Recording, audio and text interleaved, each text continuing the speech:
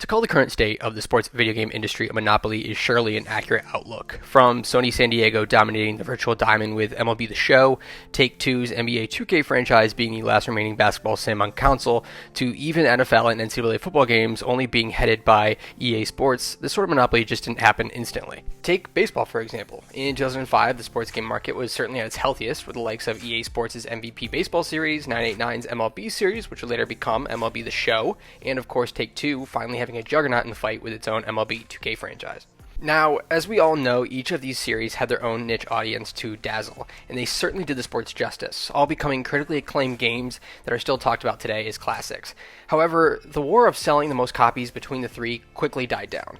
The following year, Take-Two Interactive essentially killed off EA's shot of making a popular baseball game again, signing a 6-year agreement with Major League Baseball to make it the exclusive third-party video game publisher of the league, though this still allowed MLB The Show to continue only as a PlayStation exclusive franchise at the time. Now, what does this have to do with college baseball video games? Well, scrambling to make the best of a bad situation, EA Canada ultimately pivoted to a new lane after the agreement took place, creating MVP 06 NCAA Baseball to still attract some sort of baseball audience, which some would argue at the time was nothing more than the studio's leftover pieces of the undeveloped MVP Baseball 06 for Major League Baseball. Despite its origin story, though, MVP 06 NCAA Baseball became much more than just a creative miscarriage.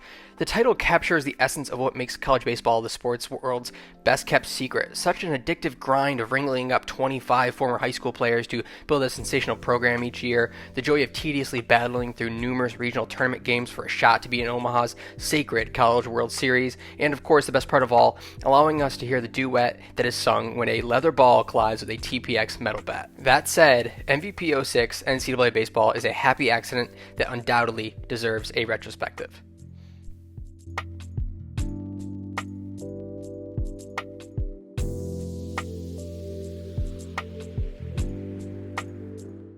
You can find whatever alternatives to NCAA Baseball 06 you want, but the immersive feel of each ballgame cannot simply be replicated. At the start of each game, ESPN legend Mike Patrick welcomed you into the battle with overview shots of a packed stadium as well as huddles of both teams plotting their dominance.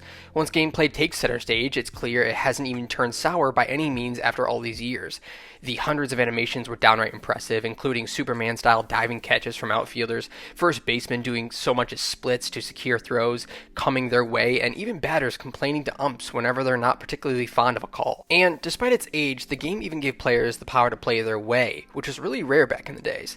Throws and pitches could be performed with an optional timing meter to ensure for pinpoint accuracy. Meanwhile, batters could either make use of a classic A or X swings or rely on the analog stick. If neither of these even sounded attractive to you, EA even offered a new load and fire mechanic to allow players to control how a batter's front leg is lifted, ultimately determining the power of a hit. And no matter how you got a home run, you could even expect an incredible spectacle to follow as home run hitters not only trot and celebrate around the bases, but remember their team at home to partake in dances and cheers, adding so much pleasure for when you finally got the ball over the fence. As for the pitches themselves, NCAA Baseball 06 was one of the few games from that era to truly emulate the realistic motion of a breaking ball, as everything from curves to sliders had significant movement, questioning everything you thought you knew as a hitter. So much so, it could be argued that it even makes NCAA Baseball one of the toughest sports games to date.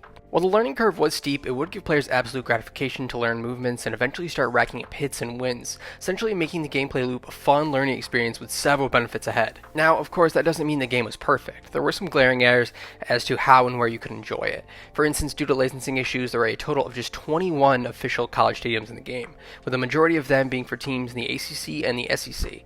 This may ruin the immersion for some, but honestly, EA Canada, in my eyes, made it up for it completely with their unique fictitious stadiums. Cornrow Park is the first to come to mind, taking place in the center of a farm and sporting nothing but a super short barbed wire fence in the outfield, giving off major Field of Dream vibes. In turn, unlike their real-life counterparts, the fake stadiums provided you with guaranteed high-scoring games, wild over-the-fence catches, and much more. However, the licensing issues didn't just affect the stadiums. There's also a massive amount of teams missing from the game, such as those in the Colonial Conference, with only just 14 conferences in the game in total, compared to the more full-fledged MVP 07 NCAA Baseball, which had a total of 16 conferences.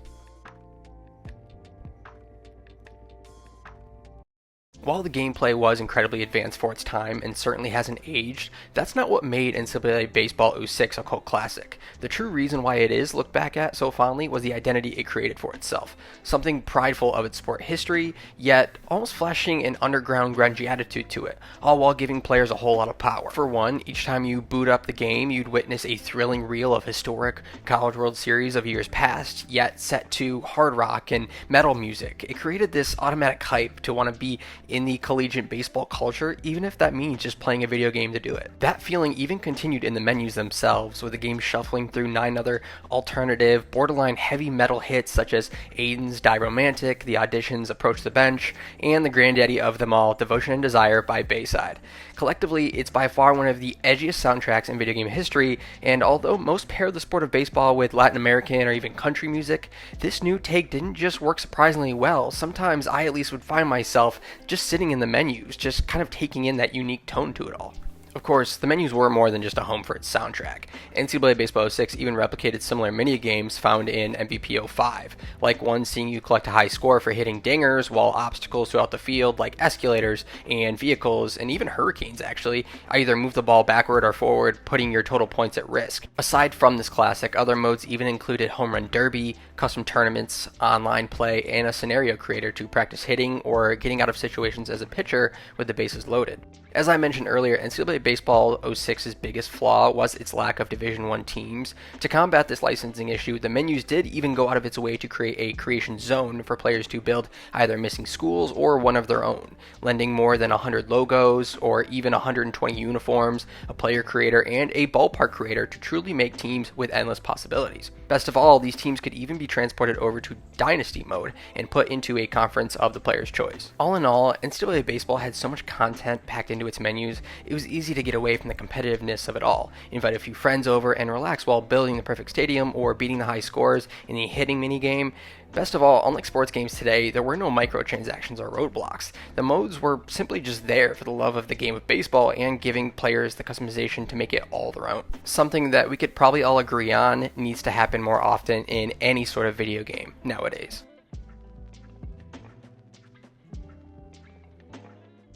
Like the EA Sports college football and basketball games that came before it, MVP '06 NCAA Baseball centered itself around building a program of your choice, mainly through recruiting and simply winning, but with a twist. While playing every matchup in a lengthy 50-game season can seem daunting, Dynasty introduced players to a unique messaging system that solved that issue. Here, the school's athletic director would land goals for the season that could result in a player being able to hire better assistant coaches or even purchase gear that amplify their players' abilities. These goals can include winning a certain amount of games each season or simply reaching a team batting average of .250 against a certain rival. As if that wasn't enough, the gameplay loop intensified from there. Recruiting was something far more realistic than any other collegiate franchise built by EA. Yes, like its counterparts, each week you would dish out a certain amount of points to high school players, using those points for them to visit the school, be pitched by a coach, or gain intel on how talented they are, all in the hopes of getting them evaluated and signed to your school. However, unlike the other college games, you couldn't see all of the available players until their needs are met. These specific needs would span anywhere from having a level 4 hitting coach, which can be done by completing goals given by your AD, or having a high enough team prestige rating, which can only be increased each season by maintaining a winning record, completing those goals, or going deep into the College World Series. This not only created an addicting time playing Dynasty, but there was an honest sense of authenticity to it. Say if I was controlling a school like St. John's, which was moderately bad, I wouldn't be able to build my dream squad unless I prove myself as a coach, win games, and have a strong set of assistant coaches behind me. Like in real life, if I was a worthy coach, recruits would see that after 3 or 4 years, that St. John's might be the place to sign if they want to succeed.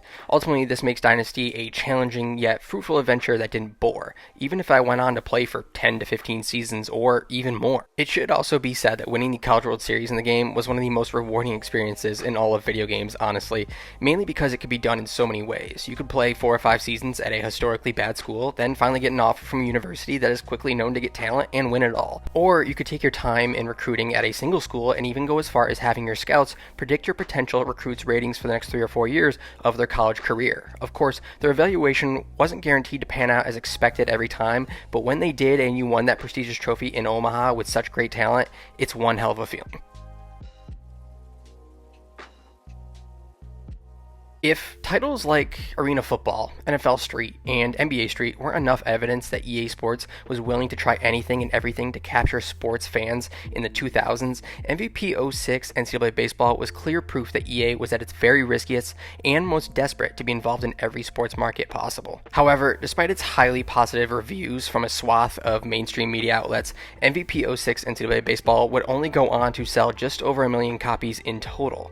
Although that doesn't sound awful for the industry today, many forget that it also sold at just $30 a pop to attempt to outsell 2K's Major League Baseball 2K6 franchise. Yes, EA Canada did give it one more shot with the now lesser liked MVP 07 NCAA Baseball, but sales expectations were again higher than the actual outcome, resulting in EA canning the franchise altogether. Prior to the release of MVP 06, the game's producer, Ben Brickman, sat down with the publication Operation Sports and made a promise at the very end of the interview to those hurt by the loss of the MVP MLB series, noting, and I quote, "MVP 06 doesn't have the pro license, but it's the best video game we've made to date, by a long shot. As you can tell, we've added a bunch of new features, polished everything to a nice shine, and created what I believe to be the best baseball video game to date. I promise you will get more than your money's worth." Of course, the plea wasn't enough to keep the series alive, but he wasn't lying either. There has not been a single college baseball series since, but if there ever was, there would be big shoes to fill. From the expansive Dynasty mode that offered deeper recruiting features than most college games that followed it, action-packed gameplay that made every game feel like they mattered as much as the World Series, to its overhaul of customization and menu features, MVP 06 NCAA Baseball will forever be remembered as a timeless classic, surprisingly as neglected as the collegiate sport it is based after, with so many still hoping that one day it gets the mainstream attention it desperately deserves.